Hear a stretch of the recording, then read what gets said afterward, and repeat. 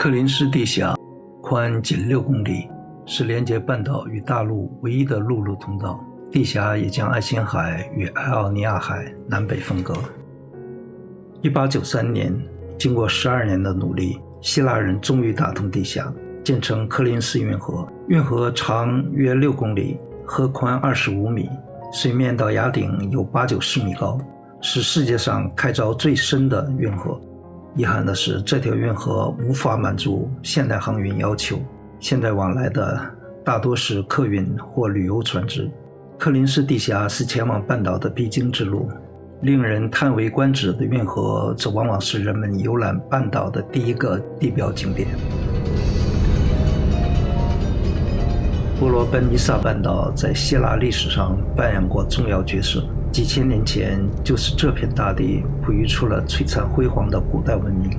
今天，半岛以它丰富的历史沉淀和传统风俗，成为希腊旅游热点之一。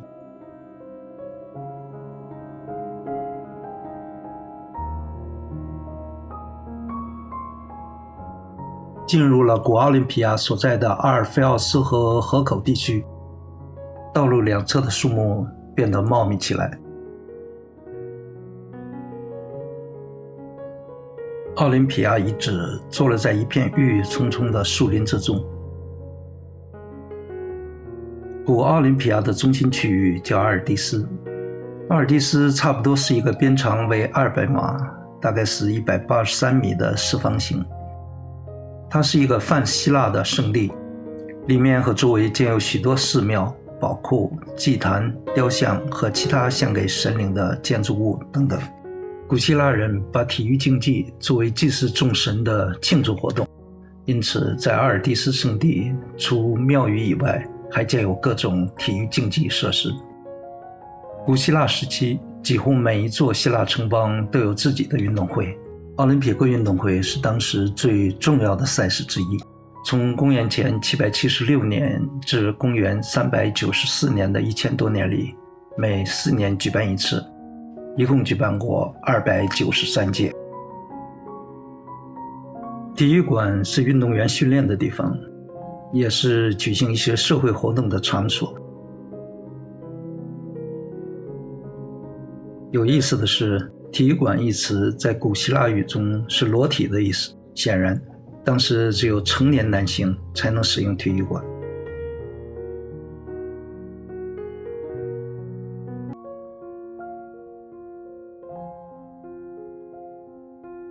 官邸是城邦的行政中心之一，古奥林匹亚中所有的祭坛都从位于官邸的灶神赫斯提亚的祭坛上取火种点燃。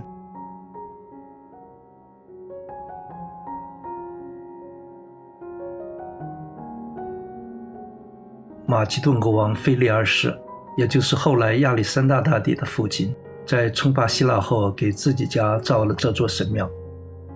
阿尔蒂斯中的庙宇都是给各位神仙的，这是唯一的一座给凡间俗人的。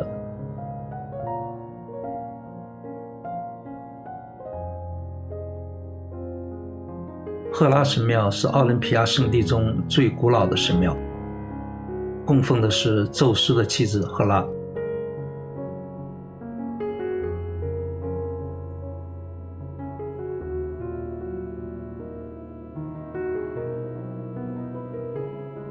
现代奥林匹克运动会的圣火就是在这里点燃的。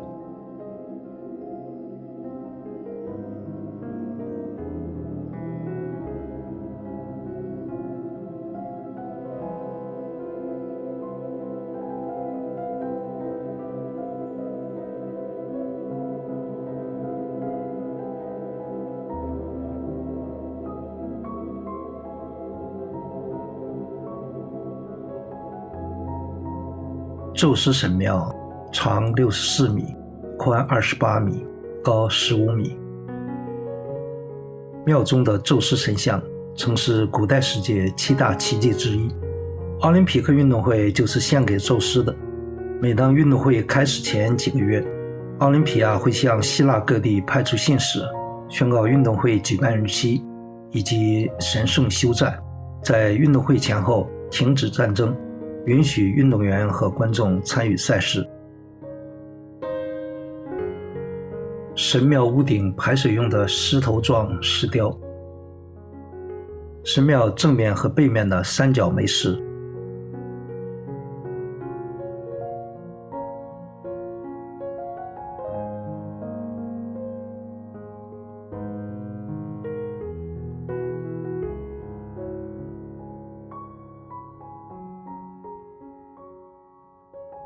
神庙正面高耸着胜利女神的雕像。最初，胜利女神像是安放在这里的，这是当时的基座。胜利女神以宙斯的名义，将胜利花环授予得胜的运动员。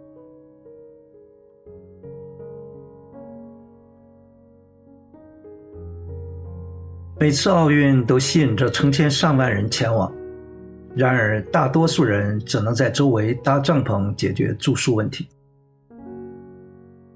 莱昂尼达斯旅馆是遗址中最大的建筑，是运动员和贵客住宿的地方，相当于今天的奥运村吧。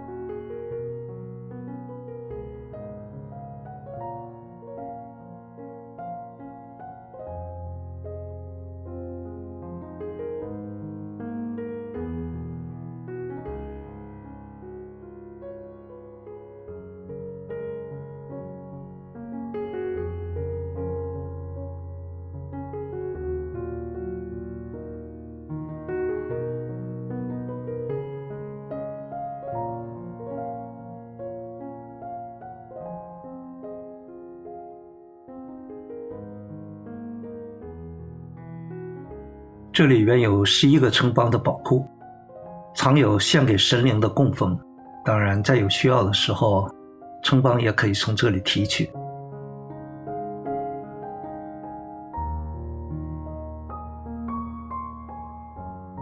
宝库的前面有一排雕像，即宙斯像群。古时候的运动员也会行贿对手，这排雕像就是用对行贿运动员的罚款建造的。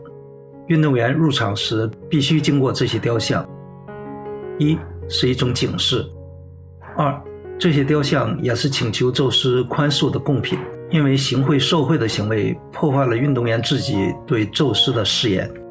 现在雕像已经没有了，只剩下基座了。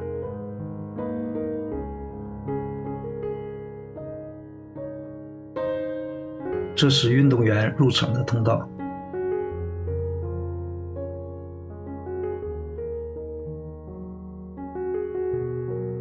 田径场用于赛跑、掷铁饼、投标枪、跳远和角斗等等。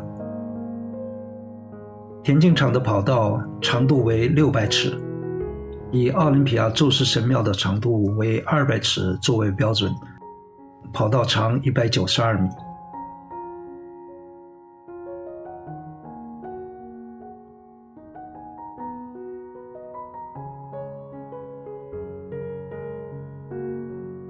古希腊的陶壶就像相机一样，为我们保留下了许多栩栩如生的画面。比赛时，裁判紧盯运动员，发现犯规，立即用手里的鞭子或木棒招呼，简单粗暴，估计效果会不错。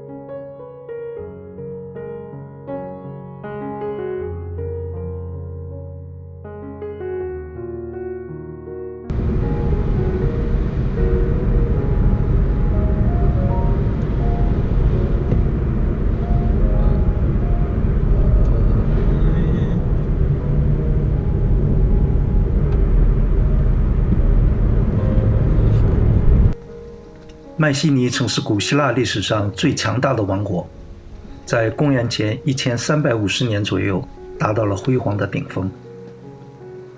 那场有名的特洛伊战争就是从这里开始。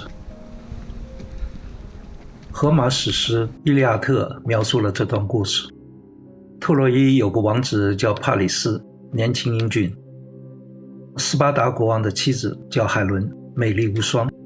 帕里斯到斯巴达访问，受到了热情款待。可是帕里斯不安分，拐走了海伦。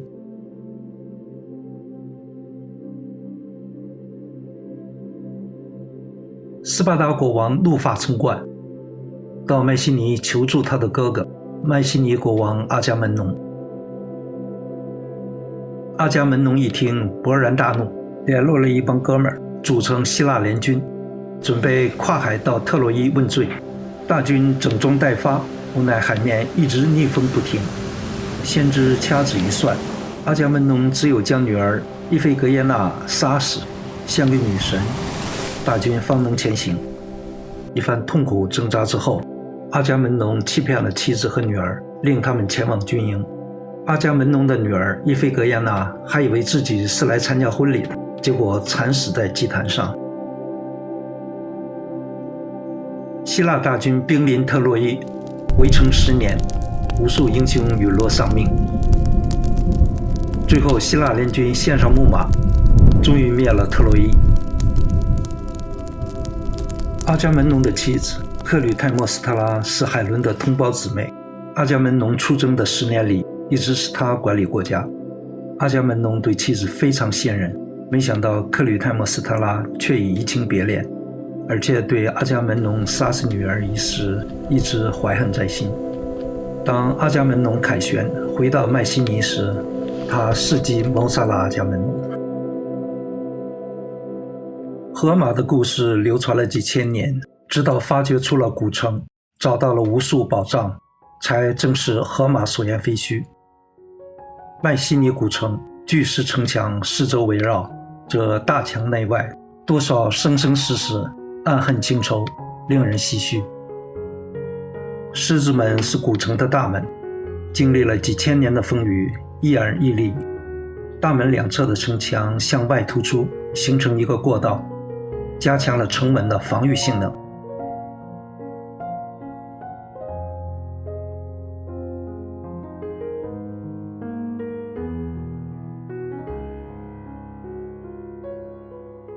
这里挖掘出了很多黄金宝藏、酒器、铜剑等等，包括那个著名的阿伽门农黄金面具。现代考古证明，该面具的历史要远远早于特洛伊战争时期，所以应该不属于阿伽门农。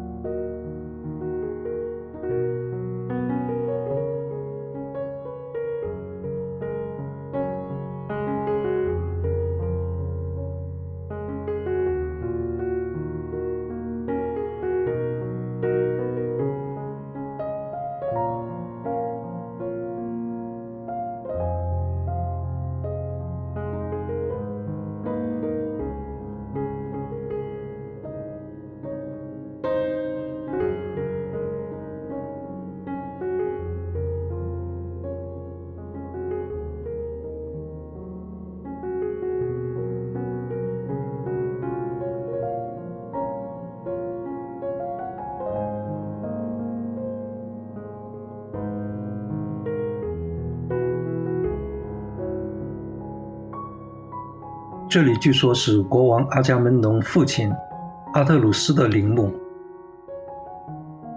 公元2世纪，有希腊旅行家根据它的结构和形状，记载为阿特鲁斯的宝库。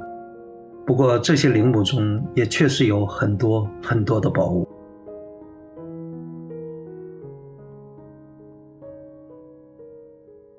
今天的行程有些紧张，但还是完全按计划顺利完成。明天轻松一点，就在雅典城里转。